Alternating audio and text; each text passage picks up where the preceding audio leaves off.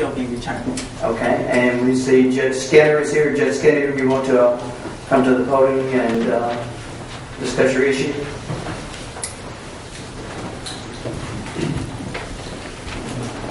Good morning. Good morning. Thank you, Mr. President. I appreciate the Board of Supervisors for allowing me to come back today. And I apologize for me being out of breath. I just ran some Super Talk radio down here, which they said I had the perfect face for radio, so I don't know if that was a compliment or insult. One of the issues I wanted to talk about, and I think Ms. Davis, County Administrator, received a letter from Kevin Lackey last week talking about the reduction in drug court funds. And I would love to say this is a surprise to y'all, but it's been all over the news the past couple of weeks. There was a deficit in drug court funding, and our drug court, which is normally funded by AOC, received $260,000 a year. We were cut to $115,000. Next year, we'll go to $75,000. As y'all know, and as I spoke when we were talking about our budget, since Hinds County Youth Drug Court, and if you'll allow me just a minute to go back in history, 2007 I got elected, or 2006 got elected county court judge. 2007 I took office. At that time, Judge Flan Yerter, who was the senior circuit court judge, appointed me to be circuit drug court judge. Within about a month into taking over that position, Brenda Mathis, who was the drug court coordinator, and who is currently the drug court coordinator, I would say probably held a gun to my head and talked me into starting the youth drug court. We started the paperwork on that in January and April of 2007. We had a fully functional youth drug court, and we probably had the most successful youth drug court in the state of Mississippi. Currently, as of May 31st, we've got 44 participants in our drug court. We've had 57, we've had a total of 126 in our program. We've had 57 participants graduate. Most of these, when you graduate our drug court, if you're 16 and over, you have to have a GED. We have a partnership with Hinds Community College, where most of those kids end up at Hinds Community College. Many have gone through the Youth Challenge program down in Harrisburg and successfully completed that program. We've had numerous children go through Job Corps and go to that program. We've had children go through the United States Marine Corps. We've had several in the military, but we just had recently one going to the Marine Corps. We have been blessed in our drug court, and it's been very successful. We have 3 paid employees.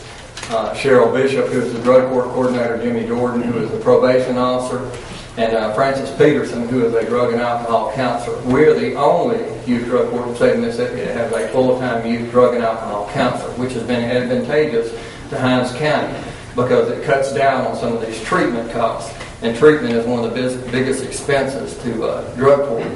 This funding will decimate youth drug court. They basically have funded 22 circuit drug courts around the state of Mississippi. They've eliminated all the justice court drug courts, the 2 family drug courts, which were one in Adams County, one in Rankin County. The referee courts have been suspended, and all the municipal drug courts have been wiped out. We were cut 58%. We can't even pay employees' salaries with what they did and maintain a drug court. And we've had 2 of the largest drug court graduations in the state of Mississippi. We had 16 participants graduate last year, and we just had one where 14 children graduated. So drug courts make a difference. If you read any of the numbers on drug court, you know that's about the only thing in corrections right now that works. In the state of Mississippi, it costs us $41 a day for an adult offender to be in the correction system. It costs us $7.89 to have one in drug court. In youth drug court, in youth court, y'all know it costs us $100 a day to house a child down at their facility. That's youth, because we're under so much stipulations through the federal government, through the state regulations. So drug courts work. They save lives. You know, my argument has always been if we'd invested a little bit of money in youth drug court, we wouldn't have an adult offenders. We deal with a multitude of problems down there. Most of our kids that come in, we drug test every child that comes in our door. We do behavioral health assessments on every child that comes down there. Most of our children are dealing with behavioral health issues that we have to address with drug court. At one time, 50% of the kids that came through our door tested positive for STD because we STD test them. So these are issues that we face that are different than some of these adult drug courts. What I'm asking the board to do, we need $145,000 to fund our drug court. Now, last week, Supervisor Fisher and President Graham both And I believe that the legislature is going to have to address this issue. My prayer is, and y'all saw the letter I sent to the governor, to the lieutenant governor, and to the speaker of the House asking for a special session to address this issue. I think the public outcry is going to be enough that eventually this will be funded. And if they fund that, you can have your money back. I just hate to see 3 employees that have worked hard for 7 years rehabilitating these kids be out of work. And more importantly, this is for the kids in Hinds County that we deal with. That if we don't have this program, we don't have a rehabilitation program. And youth court is all about rehabilitation. That's all we do. We don't punish kids down in youth court. Our goal is to rehabilitate them, whether it be through educational, drugs and alcohol, the gang issues we're dealing with, and some of these other issues. But I've got 44 participants right now. 40 of them are admitted gang members. So these are other issues that we deal with, and we address that. We don't get funded for a family drug court, but we do operate a family drug court at this time.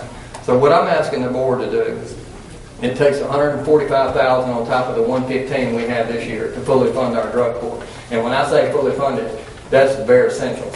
That's when you pay drug tests. Marshall Fisher with the State Bureau of Narcotics gives me drug tests every year. And so we can drug test everybody comes in there. Y'all know Marshall Fisher gave us a vehicle. These are things I don't ask the county for, that we go outside. But we're in a situation right now, July, we won't have a drug court. And it's been successful. Supervisor Calhoun, Supervisor Graham, Supervisor Fisher, y'all have all been in drug court. There was a conflict last time. Supervisor Stokes was going to speak to a youth drug court graduation. We've had the governor speak there. Just about every dignitary in the state of Mississippi has spoken at adult drug court or youth drug court graduation. I don't have to tell you how important it is. But we're at a crisis in Hinds County. The Justice Court, Hinds County Justice Court drug court has been totally eliminated. The adult drug court over there's budget's been slashed in half. They've got a $75,000 budget. Now, how are you supposed to rehabilitate people on $75,000? So I'm asking y'all to take this into consideration. We need some help. Let me ask, and then we'll go to Supervisor Stokes. What's needed to continue the funding for this calendar year, this budget year? How much money? Timothy Stallworth has said it would take at least $50,000. This is not, and I think that was for the next 3 months of the budget building. This was my concern. The reason I asked for the 145 is I've got 3 employees that for the next 3 months will be wondering if they have a job in the next 3 months. And we're talking about the legislature of the state of Mississippi. I don't know what they're going to do. I don't know if a special session is going to be called or not. My prayer is that it is, and I hope the outcry is enough that they'll address this issue. The 145 on top of the 115 would fund us for the whole year. And like I said, if the legislature does fund it and the money's made available, and we're asking them right now, there's a $10 assessment on a ticket and a criminal conviction. So it's not a tax, it's a penalty. And if we're asking them to raise it, and that $10 generates $4.1 million a year. If they double it to $20, that will generate $8.2 million a year and fully fund all the drug courts in the state of Mississippi. I think that we have 3 very good appropriate requests. We have a request from Mrs. Billups, which I think that we have to very seriously consider, as well as your request, and from the district attorney. So we will be looking at that. Mr. Stokes. Thank you, Mr. President. Judge, your presentation was great. Now, for some who might not understand drug court, and I know when you've been involved in it, your knowledge of it is greater than some of the others. But one point that I would ask you as you go and explain it to the people is that this is a way to save young people.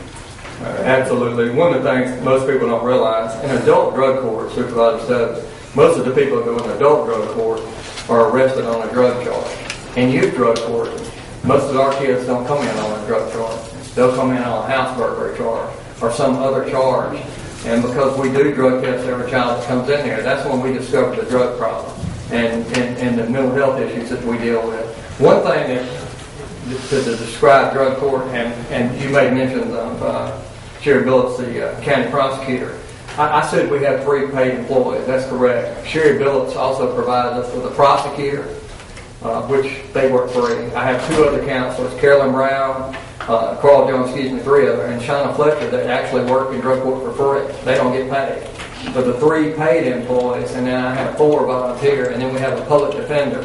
And so these guys all work for free. But what drug court does, Supervisor, is provides intensive treatment and other services, which includes the drug and alcohol treatment and mental health services these kids. And we're seeing a large number of gang kids, so we address those issues, parenting classes, and from other issues that we deal with. They're held accountable. We hold these kids accountable. Our goal is to get them off drugs. So we hold them accountable. We have staffings every week. They are randomly tested for drugs, and we drug test them a lot. That's what we go through, a lot of drug tests. They're required to appear in court all the time, and they're rewarded for doing well, and they're punished for doing bad, which means punishment can be anything from don't do it again to having to work at stew fight. Now, to me, that's not a punishment, stew fight, but if you take a 15-year-old and make them stand down there all day at stew fight, they think it's punishment. But you'd be surprised the attitude they come back with after they have worked down there. Let me ask you this, Judge. I tried to write down some of the things you said. Now, you have 44 currently in the drug court. Yes. They're going to cut you down beginning in July to 115,000. 15,000. And you need 260,000 is what we've operated on for at least. And Cheryl, I see Cheryl. How long, Cheryl? Probably about 3 years. Okay.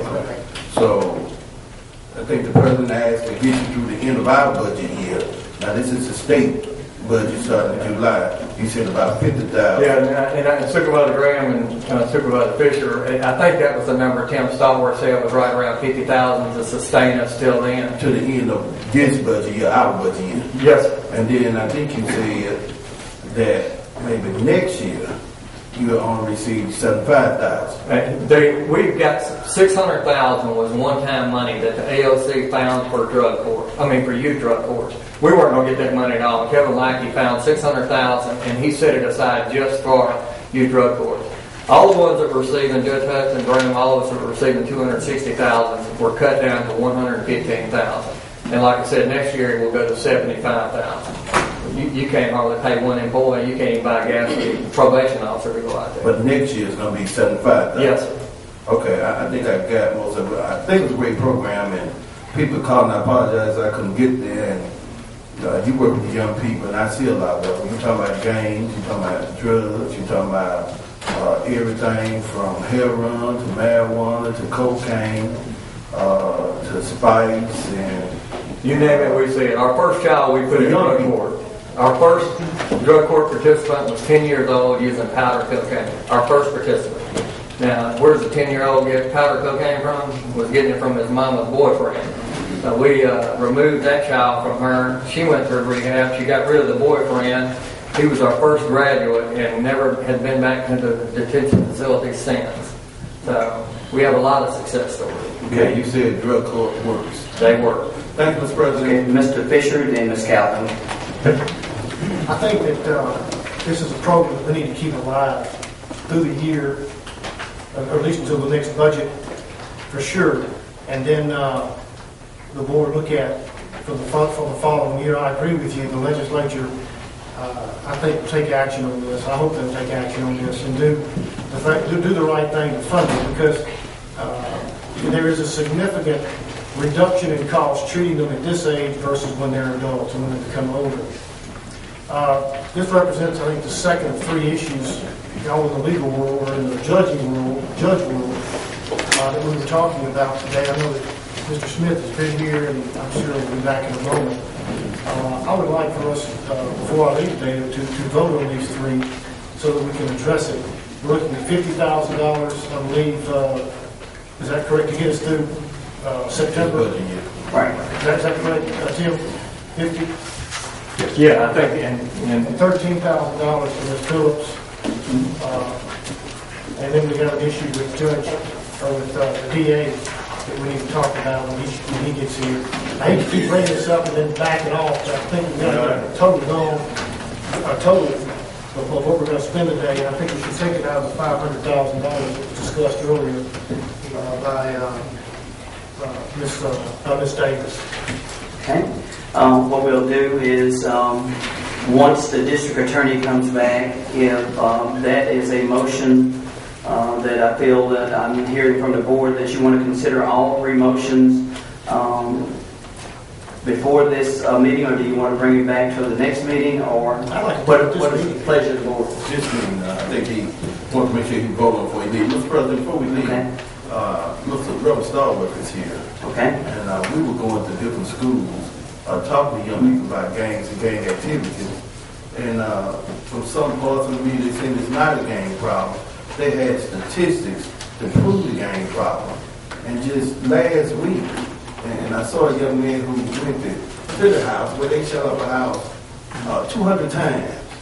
Now, how in the world can you shut up a house 200 times with those kind of high-powered weapons, and then they claim the territory? Now, you don't have to call it a game, but it's something. And We have a serious guys. problem. Yeah, I know, and you were doing a good job telling the people, the media telling us, no, y'all making this up, and I see with my own eyes. Now, one of the things, Supervisor, you know, because Timothy Stallworth has come and spoke at several events he's been at. December, a year and a half ago, we started keeping up with numbers. We started using this scientific approach, finding out which kids were gang members, and that scientific approach is I asked them. And you'd be surprised. So as Friday last week, we were 415 that had admitted at a detention hearing they were either gangster disciples, vice lords, or Simon City Royals. We've had at least probably twice that many or 3 times that many that have all the tattoos and have all the signs but won't admit. These are just admitted gang members. And this is what we're dealing with as well as in drug court. We have to deal with this issue in our drug court as well. Okay? Mrs. Calhoun? What is the recidivism rate for youth, for the youth drug court? It's probably the standard nationwide, and if you don't mind, can I read you these numbers? 75% of drug court graduates remain arrest-free at least 2 years after leaving the program, and drug courts have probably been the most studied criminal justice program in the last 20 years, and said that most of the reductions last at least 3 years to 14 years. And so that's the numbers we're seeing. In some cases, our numbers are actually lower than that, especially if we can make sure that they get their GED. And those that have gotten their GED or their high school diploma before they graduated, we probably see maybe 1 or 2% of those back again. So the recidivism rate has been greatly reduced by drug courts. And of course, it saves from $3,000 to $13,000 a year per person. And like I said, it costs $41 a day to house somebody, and if we can put them in drug court, it's $7.89. So it's a tremendous reduction. And the recidivism rate is considerable. One of the things that's important, if you just send somebody to rehab without the drug court, 70% of those would drop out before they complete the program. 70%. And with drug court, you have about 85% graduate drug court. So you see a great increase with it's the stick in the carrot theory. Is getting a GED a requirement? Yes, ma'am, it is of our court. That's a great. Yes, ma'am, it is of our court. And then with we also have a GED facility through Jackson Public Schools at our facility, so they can get their GED while they're there. Okay. Judge, what we're going to do is to take this under consideration. We're waiting to speak with the district attorney, and I believe it's going to be the pleasure of the board to take all 3 of these requests together to determine whether or not we're going to approve them today or not. So we're going to take it under consideration and vote on it before the end of this meeting. All right. Well, thank you very much for your consideration. I may not be able to hang along. I have cases that are going on now. They're waiting on me in court. So I appreciate the opportunity to be here today. Thank you. Thank you very much. Okay, we will continue with our printed agenda. We're waiting for the district attorney. The district attorney's not here, so we'll go to the Honorable Mr. Gibbs. Judge Britton raised his hand, Mr. President. Okay, Judge Britton is something, another